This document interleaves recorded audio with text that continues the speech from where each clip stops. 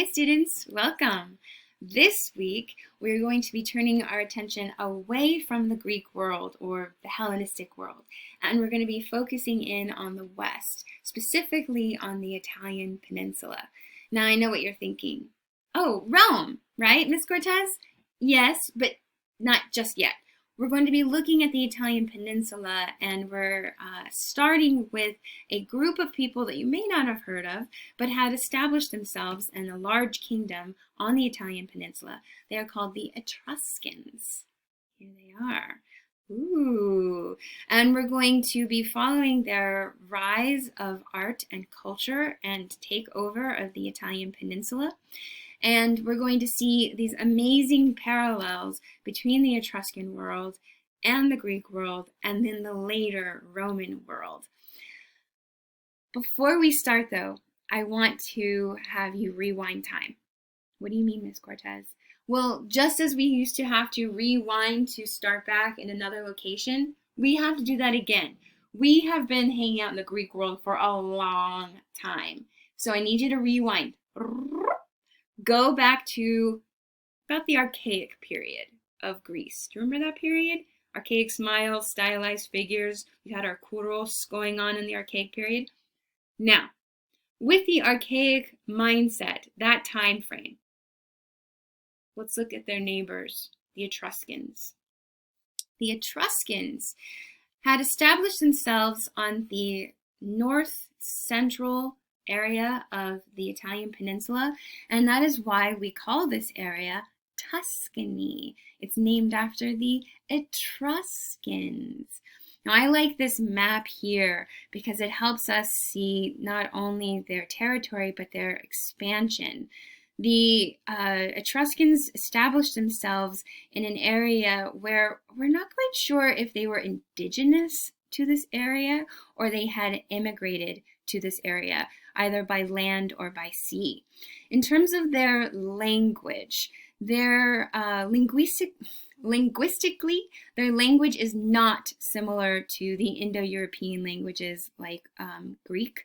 However, they did adapt and derive the Greek alphabet to fit their spoken language. So we have a people that the Romans would call the Etruscans, and they occupy this middle portion of Italy we call Tuscany.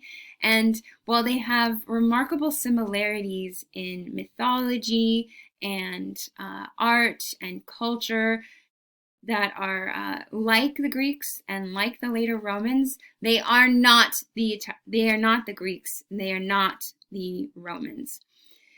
Their culture, it establishes and thrives at the same time as the Greek culture starts to establish and thrive. In fact, art historians divide up Etruscan art into the same names for period styles like Orientalism, archaic, classical, and late classical. However, for this class, we're not going to be so closely dividing up Etruscan art. We'll be looking at it as a kind of larger bulk of culture and then its transition into Roman art. Miss Cortez, you keep on talking about these Romans. Where are they? Why are we talking about the Etruscans? We talk about the Etruscans because they have the power over the Italian peninsula before the Romans. In fact, they controlled Rome for a time. The Etruscan kings took the city of Roma, Rome, and for a time had Etruscan overlords in Rome. I like this map because not only does it show you the expansion of the Etruscan power, but it also shows you how closely they worked or lived with the Greeks. The green here are the Greek colonies on the Italian peninsula, including Neapolis, modern day city of Naples. And what we can appreciate with this map is how closely they would have been in contact with the Greeks. And that is not to negate the Etruscans, but to emphasize this sense of communication and sharing of ideas and technology.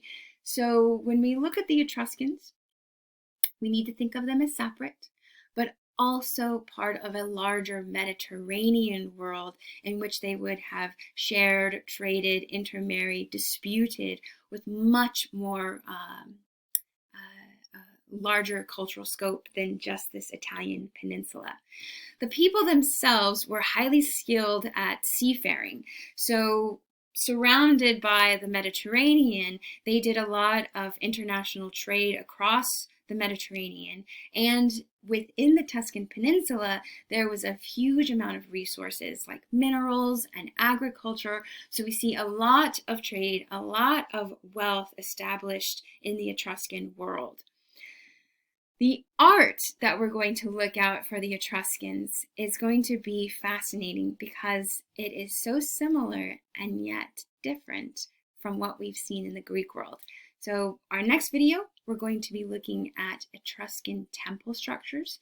And again, I need you to remember to rewind time. We're not in the Hellenistic world. Rewind all the way back before Alexander the Great, before the classical period.